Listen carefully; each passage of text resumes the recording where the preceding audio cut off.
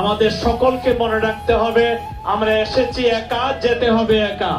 এসেছি খালি হাতে, যাব খালি হাতে।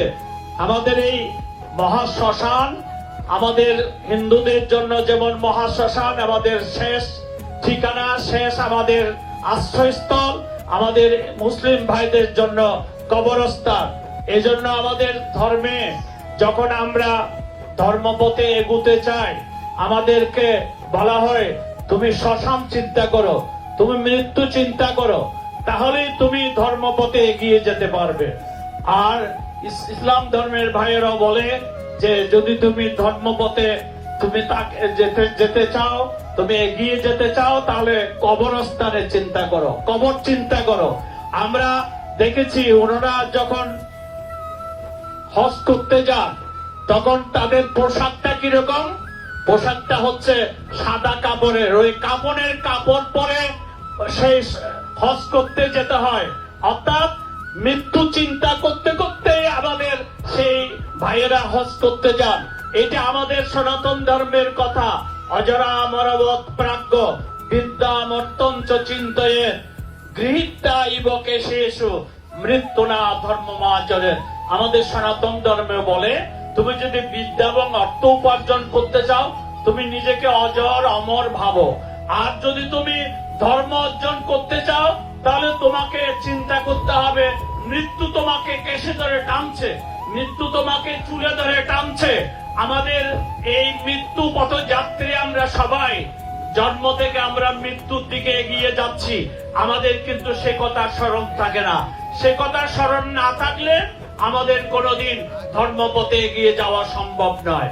সুধী মণ্ডলী, আমাদের গুরুদেব এই গীতা প্রচার করতেন। গীতায় আমাদেরকে সে কথা জানিয়ে দিয়েছেন, অন্তকালে চমামেব শরণ মুক্ত কলেবরম জপ্রয়াতি সমদভাবম জাতি নাস্তত্র সংশয়। অন্তকালে, মৃত্যুকালে যারা আমাকে স্মরণ করতে করতে দেহত্যাগ করবে, সে আমাকে লাভ করবে। আর যারা মৃত্যুর সময় বিষয় চিন্তা করতে করতে দেহত্যাগ করবে, তার আবার সেই অধোগতি লাভ হবে। আমরা আমাদের এই শ্মশান, এটি খুব পবিত্র একটি জায়গা, যেখানে এসে আমরা ভগবানের কথা স্মরণ রাখতে পারি। জন্ম মৃত্যু জরা ব্যাধি দুঃখ দোষানুদর্শনম। আমাদের গীতায় ভগবান বলছেন যারা জ্ঞান লাভ করবে তাদের মধ্যে সবসময় জন্ম মৃত্যু জরা ব্যাধি দুঃখ চিন্তা করবে যে আমার জীবনে জন্ম আছে, আমার জীবনে মৃত্যু আছে, আমার জীবনে জরাগ্রস্ত অবস্থা আসবে, আমার জীবনে ব্যাধি আসবে। ব্যাধি এই সাধারণ শুধু বয়স হয়ে গেলে জরাগ্রস্ত হলে আমরা চিন্তিত হই তাই নয়। আমাদের যখন কোনো কঠিন ব্যাধি হয়ে যায় তখন আর বয়সের অপেক্ষা রাখে না, তখন বিছানায় পড়ে আমাদের ছটপট করতে হয়। সুধী মণ্ডলী, আমাদের সকলকে মনে রাখতে হবে এই শ্মশানে এসে আমরা মৃত্যুকে জয় করতে চাই। ভগবান শ্রীকৃষ্ণ গীতায় বলেছেন ওম ইতি একাক্ষরং ব্রহ্ম বিহরণ মামনুস্মরণ যা প্রয়াতি তেজং দেহং সজাতি পরমাং গতিম।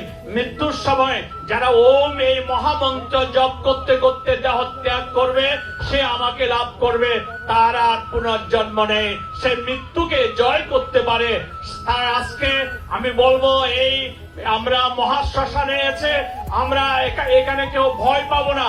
এখানে যখন শিব মন্দির হবে, কালী মন্দির হবে, এখানে যখন একটা সুন্দর পরিবেশ সৃষ্টি হবে, এখানে এসে আমরা মৃত্যুকে জয় করার সেই পথ আমরা জেনে নেব।